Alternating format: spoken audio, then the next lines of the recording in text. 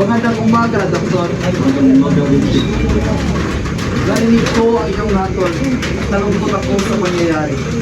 Matay magawa kung yan ang kanila. Yung paman, ay sa pagpapasalamat sa aking tulong sa aking. Humingi ako ng tawad dahil hindi kitang nagawang tulisan. Marami ka na nagawa, Vincent. At dahil ito yung lubos ako ng kasalamat. Tapos na ang oras.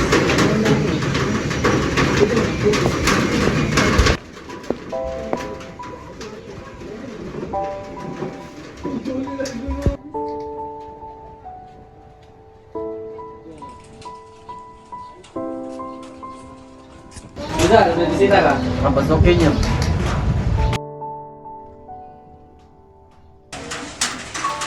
Binigay mo na lahat.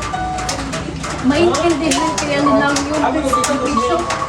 Makain din yun. Kung darating din ang araw, nababangon din ng mga Pilipino. Hindi man sa vote, kundi sa pagmamahal sa kalayaan at katarungan. Kasi dumating ng oras. Ngunit nanalangin pa rin ako sa isang himala. Mahal ko, Lisette, huwag kang umiyak. Handa na ako. Tapos na ang oras sa iyong pagdalaw.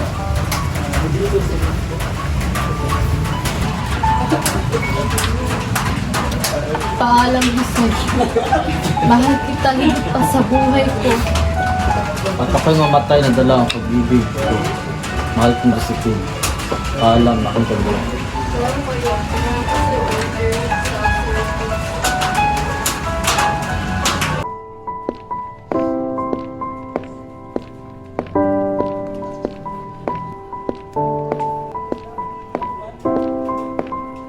May bisita ka, Dr. Rizal. Yung ina at kapatid. Papasokin mo.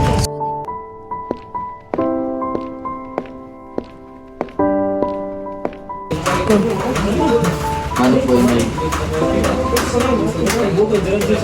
Anak ko, Jose.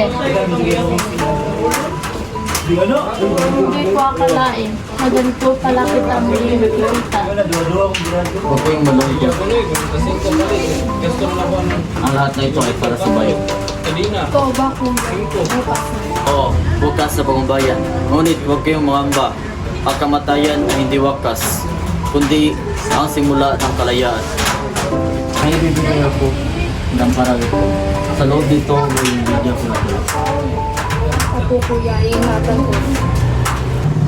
Inday, sabihin niyo sa ating kabayan na ako'y mamatay na may pag-ibig sa Diyos at sa inang bayan at sa inyo. Tapos na ang oras sa iyong pagdalaw. Paalam, kuya. Paalam, anak ko. Ang Diyos na ang bahala sa'yo. Paalam, Inday. Paalam ang ilo.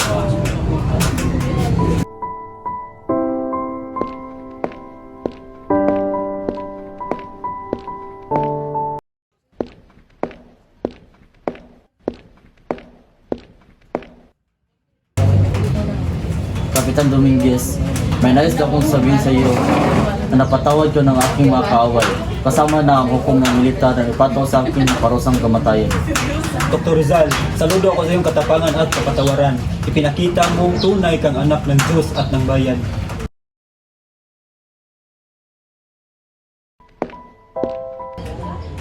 Ito na ang takdang oras ng iyong kamatayan.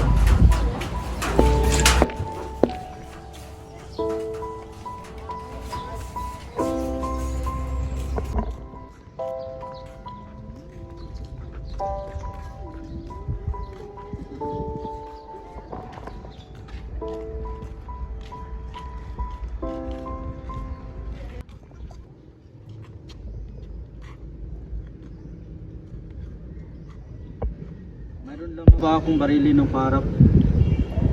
Imposible. Klaro at stricto ang utos sa amin ay kapaslangin ay kinakatalikod. Maaari ko bang makuha ang pulso ng papaslangin? Nakakamangha, normal ang kanyang pulso. Hindi siya takot mamatay.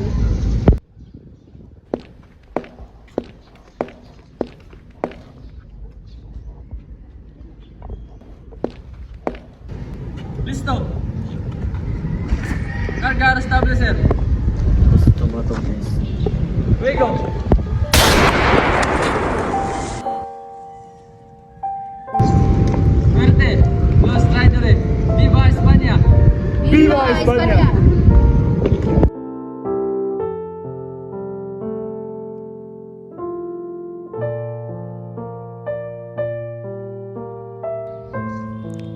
hindi marunong lumingon sa kanyang pinanggalingan ay hindi makakarating sa kanyang paroroonan.